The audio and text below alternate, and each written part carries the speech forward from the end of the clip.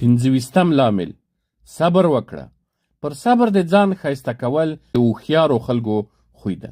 هوښیار خلک د سینې په پراخوالي، صبر او غښتلې ارادې د ژوند ټولو سختیو ته ماتې ورکوي. ما او تا که صبر مو نه کړو نو له لاسه به مو څه وسي؟ آیا زموږ لپاره د ستونزو په ځواب کې له صبر پرته بل د حل لار شته؟ آیا له دې پرته بله ښه توښه موندلی سو؟ د پخوانۍ زمانې له یو لوړ رتبه کس چې په خپل ژوند کې له زیاتو ستونزو سره مخ کېده او دا نړۍ ورته د مصیبتونو د مقابلې یو میدان جوړ شوی و، هر کله به چې د یو مشکل له مقابلې څخه وزګار سو بل مصیبت ورته مخه کړې وه، خو ده په ټولو حالاتو کې ځان پر الله ورسپارلی و. هغه د خپل حال په اړه وایي هوښیار خلک د زمانې له پیښو سره داسې مقاومت کوي. څه خلک د ابوبکر صدیق رضی الله تعالی عنه د ناروغۍ پوښتنې ته ورغلل او ورته ویل آیا ستا لپاره طبیب راوبولو؟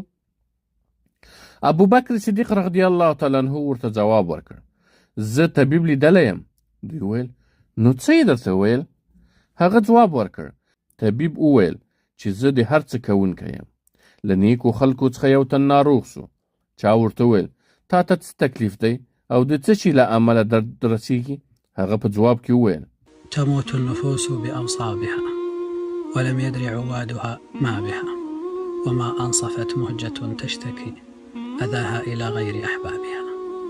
نفسونه پر هغه څه ناروغه دي چې ورته رسېدلي دي، خو خلک پرې نه پوهیږي او دا انصاف نه دی چې ته خپل شکایت هغه چاته کوي چې قبلولی یې نسي. صبر کوه او د صبر توفیق هم الله تعالی ورکوي. نو له الله تعالی څخه توفیق غواړه. په الله تعالی باور وکړه او د مصیبت په بدل کې له الله تعالی نه د اجر په هیله اوسه.